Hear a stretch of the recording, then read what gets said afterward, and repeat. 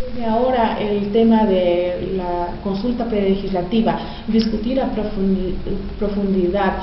hacer realidad un Estado plurinacional e intercultural les viene a ser un estorbo. Ya el discurso de la inclusión social solamente se queda en el discurso, y ya en los hechos, cuando se tiene que terrenalizar las propuestas para dar cuenta de un Estado plurinacional, les viene a estorbar al Ejecutivo, por lo que pretenden arrinconarnos y dejarnos de lado para que los indígenas seamos los únicos que debatamos nuestras leyes y nuestros problemas, y no sea la sociedad entera la que trate de impulsar este país incluyente, solidario y equitativo. Nosotros rechazamos toda pretensión de que los indígenas seamos aislados de este Estado que nosotros hemos soñado, de un Estado de nuestro país, un país diverso pero unido.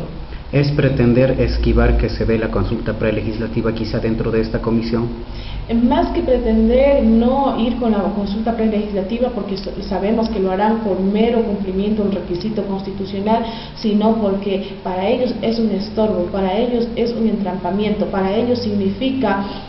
no dar paso a las pretensiones del gobierno de llevar adelante leyes que están a su favor, manipulados por el Ejecutivo, y para no perder el control de las instituciones y de los sectores que afectan estas diferentes leyes que están en discusión. ¿Cuáles han sido los temas asambleístas que no han logrado debatir y encontrar consensos dentro de la comisión? Bueno, dentro de la Comisión de Ordenamiento Territorial, fundamentalmente respecto a las circunscripciones territoriales indígenas, no se ha recogido en la comisión la propuesta de que se respete la realidad de los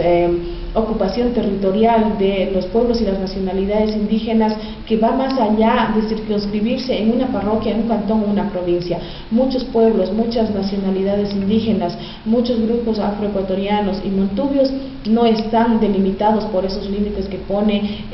la organización político-administrativa del Estado, sino somos libres y tenemos territorios que traspasan estos límites, y sobre esto se debería pensar, se debería ir a constituir las circunscripciones territoriales indígenas respetando la ocupación territorial de los pueblos y las nacionalidades. Eso no se ha recogido, y ese es el punto que todavía se encuentra en discusión y tendrá que ser analizados, evaluados, pese a que en la Constitución existe ya un candado sobre esto. Se dice que las circunscripciones territoriales indígenas se podrán constituir solamente en el marco administrativo y político que determina el país. Así es que tenemos un candado fuerte, pero sin embargo podemos analizar, tenemos que revisar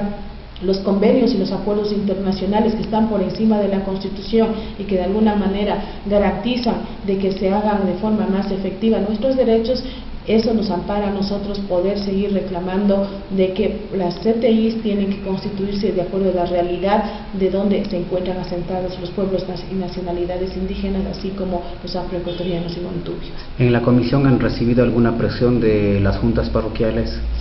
Las juntas parroquiales sobre todo han estado muy preocupadas por la falta de asignación de recursos para su trabajo que tienen que hacer, y son los sectores que más necesitan de inversión, más necesitan de atención del gobierno. Sin embargo, ellos son los más afectados realmente al no tener un código de ordenamiento territorial aprobado, que no hay ley para todavía poder asignarles, ni la fórmula de asignación de recursos que se contempla en el código en la JOTAP. Por eso hemos recibido presiones de las juntas parroquiales, y habrá que conversar y dialogar en consensos con ellos para no entorpecer tampoco el trabajo de los gobiernos locales. Asambleísta, ¿cuáles son las acciones previstas por la CONAI y Pachacuti frente a esta situación? Bueno, primero tenemos que mantener la unidad, pensar de que tenemos que enfrentar situaciones y adversidades políticas bastante grandes, donde el poder está en contra